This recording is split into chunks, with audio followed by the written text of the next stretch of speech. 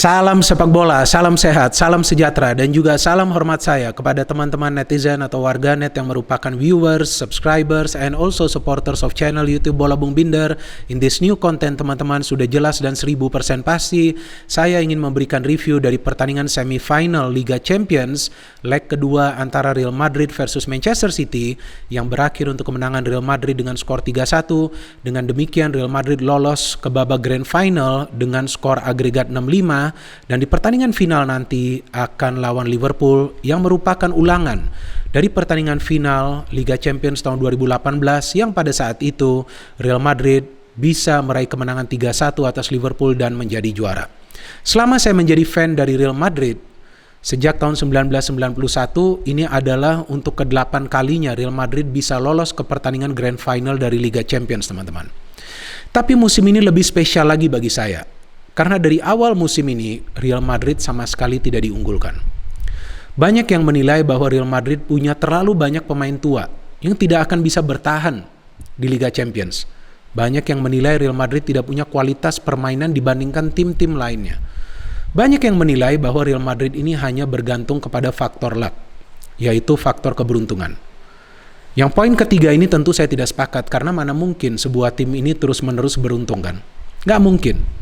Dan Real Madrid membuktikan bahwa para pemainnya punya fighting spirit yang luar biasa. Para pemainnya punya mental baja, yakni punya mental juara. Dan Real Madrid memang adalah tim yang punya DNA dari Liga Champions. Ketika sudah bermain di Liga Champions, terlihat beda sekali permainan dari Real Madrid. Tampaknya Real Madrid akan tersingkir. Tampaknya mereka sudah habis di Liga Champions.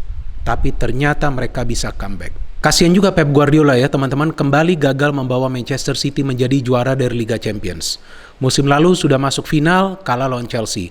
Musim ini hanya tinggal beberapa menit lagi akan masuk final, ternyata gagal lagi. Dan kegagalan dari Pep Guardiola ini membuktikan teori bahwa sebelumnya dia berhasil membawa Barcelona menjadi juara Liga Champions karena adanya Lionel Messi, Xavi, dan juga Iniesta. Sekarang di Manchester City dia tidak punya game changer, dan dia tidak punya striker predator di kotak penalti pertahanan tim lawan. Beda jauh dengan Real Madrid yang kita tahu punya beberapa game changer dan juga punya striker predator di kotak penalti pertahanan tim lawan. Jadi ketika Manchester City sudah mendominasi jalannya pertandingan, ball possession unggul, dari segi peluang mereka lebih banyak menciptakan peluang-peluang yang berbahaya. Kemudian dari cara mereka pressing juga mereka unggul, dari jumlah passing juga mereka unggul. Tapi ini semua hanya menjadi bagian dari statistik, bukan menjadi bagian dari hasil akhir. Jika kita menyaksikan pertandingan dini hari tadi teman-teman, tampak jelas Real Madrid juga bisa memberikan perlawanan kepada Manchester City. Betul Manchester City mendapatkan lebih banyak peluang emas daripada Real Madrid. Tapi buat apa sebegitu banyak peluang emas kalau gak bisa mencetak gol? Yang penting kan adalah efektivitas di depan mulut gawang tim lawan. Kalau gak bisa efektif, hanya mengandalkan permainan indah, hanya mengandalkan ball possession, dan akhirnya kalah, ya apa hebatnya? Madrid dong, coba kalian lihat. Mereka bermain efektif.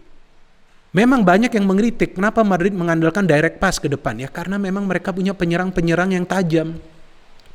Selain Benzema ada Vinicius Junior, ada Rodrigo. Buat apa bola itu ditahan terlalu lama di lini tengah?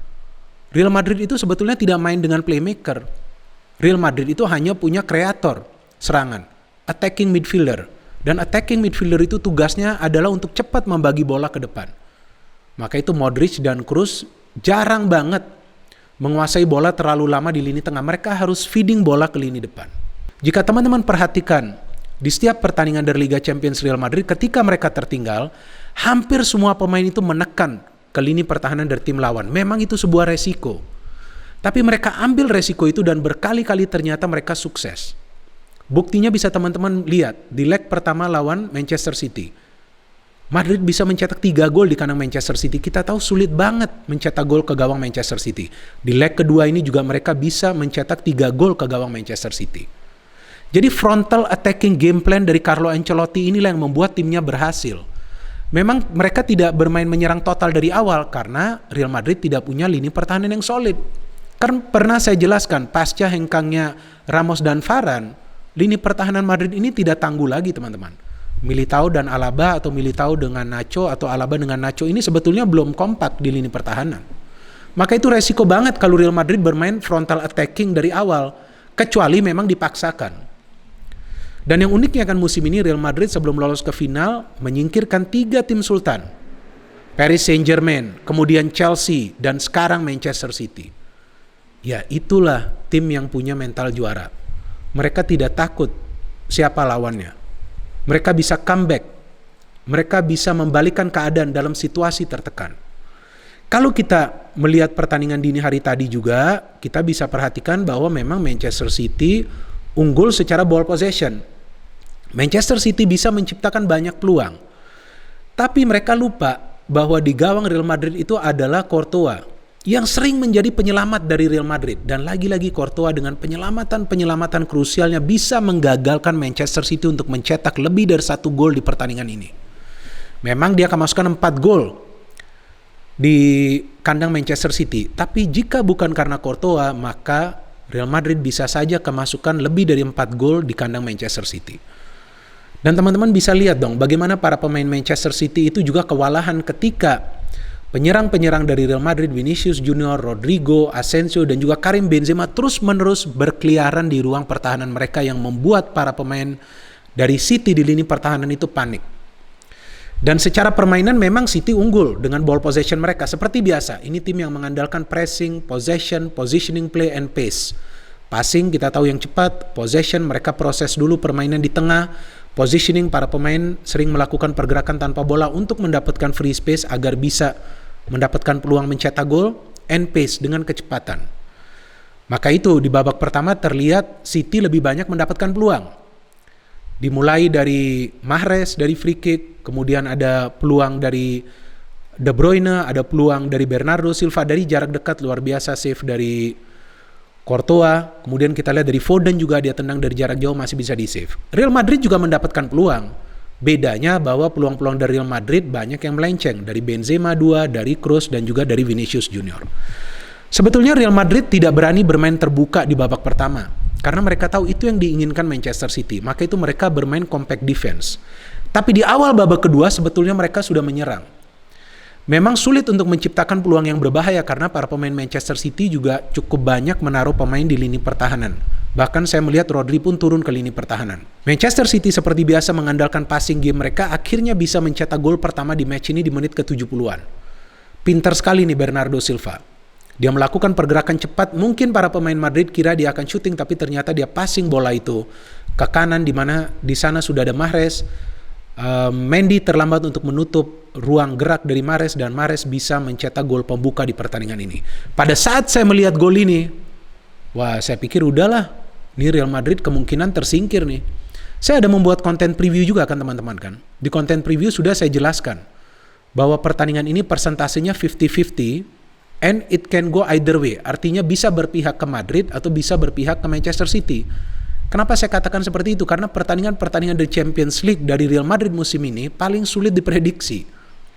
Dan saya juga menyatakan bahwa kemungkinan Manchester City yang akan lolos. Wajar saya mengatakan seperti itu, karena memang kualitas permainan dari Manchester City jauh lebih baik daripada Real Madrid. Cuma sayangnya para pemain mereka tidak punya mental kuat seperti para pemain Real Madrid. Itu saja sayangnya.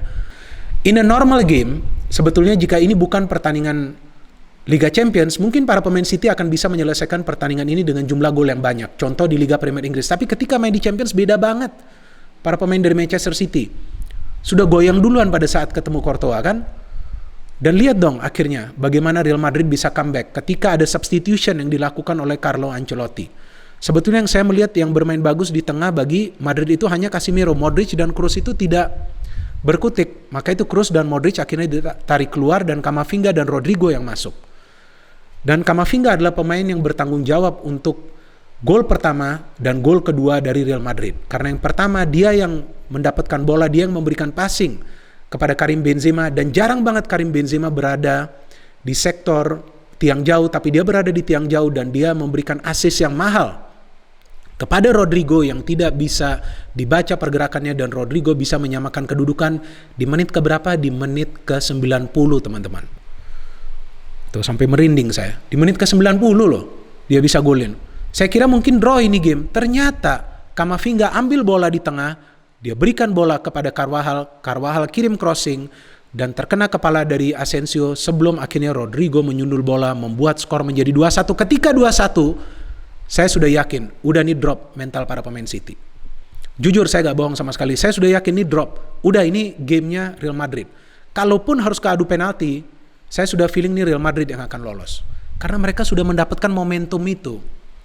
Salahnya dari para pemain Manchester City, mereka buang begitu banyak peluang di pertandingan ini. Sama seperti di first leg. Ketika itu kan saya jelaskan di first leg, seharusnya di 30 menit awal jalannya pertandingan, City seharusnya sudah bisa unggul 5-0. Tapi mereka hanya unggul 2-0, kemudian Real Madrid bisa memberikan perlawanan. Di match ini juga sama, ya karena kita tahu ada Courtois. Sebetulnya defense Real Madrid ini bisa terus-menerus dipenetrasi. Tapi ketika Real Madrid menyerang pun berbahaya, karena mereka punya Vinicius Junior, Karim Benzema, ditambah masuknya Rodrigo. Masuk ke babak extra time, nah disinilah saya melihat bagaimana para pemain Real Madrid justru meningkatkan tempo permainan, padahal sudah extra time loh. Gak gampang loh untuk bermain dengan tempo tinggi. Sama seperti pada saat lawan Chelsea di extra time, justru para pemain Real Madrid mengandalkan tempo tinggi. Dan kita lihat ketika Rodrigo memberikan crossing ke dalam itu, memang jelaslah ada foul yang dilakukan kepada Karim Benzema ya, sehingga wasit memberikan penalti dan Karim Benzema bisa menyelesaikan penalti dengan begitu baik. Dia tidak melakukan tendangan Panenka, ya tentu beresiko juga lah karena ini hanya tinggal satu langkah lagi Real Madrid lolos ke pertandingan final, tapi dia bisa mengecoh penjaga gawang Ederson. Dan saya melihat Laporte dan Diaz lebih banyak melihat bola daripada melihat pergerakan dari para pemain Real Madrid. Seperti gol pertama dari Rodrigo, kita lihat tidak ada yang bisa membaca pergerakan dari Rodrigo. Cancelo juga terlambat untuk menutup ruang dari Benzema. Kemudian di gol kedua dari Rodrigo juga kita lihat dia berada di antara Laporte dan juga Diaz, tapi mereka tidak bisa menutup aliran bola ke Rodrigo. Oke lah terkena Asensio, tapi seharusnya mereka sudah bisa menghalau bola lebih dulu. Dan seharusnya tuh di waktu normal kan Rodrigo sudah memenangkan pertandingan ini bagi Real Madrid ketika dia mendapatkan umpan dari Benzema, tapi bisa di save oleh Ederson. Jadi disitulah kita lihat bagaimana para pemain dari Manchester City grogi ketika mereka menghadapi Vinicius Junior dan juga Wak Haji, kembaran saya, senggol dong. Mencetak gol kemenangan untuk Real Madrid yang membawa Real Madrid lolos secara agregat dengan skor 6-5 ke pertandingan final. This is Real Madrid, my friends. Ini dia tim yang punya DNA Champions League. Bukan berarti Real Madrid akan dengan mudah menjadi juara, tapi para pemain Real Madrid menunjukkan kekompakan ketika mereka berada dalam situasi yang sulit dan tampaknya tidak terkendali. Itulah faktornya Real Madrid bisa terus-menerus keluar dari jurang. Ya istilahnya kan dari jurang, seharusnya kan mereka nih sudah jatuh nih, tapi ternyata mereka bisa bangkit. Itulah faktornya teman-teman, kekompakan di antara para pemain. Karena tidak ada gol yang berbau keberuntungan dari Real Madrid kan, semuanya teamwork. Camavinga ke Benzema, Benzema ke Rodrigo, Camavinga ke Carvajal, Carvajal crossing, Rodrigo dapat bola.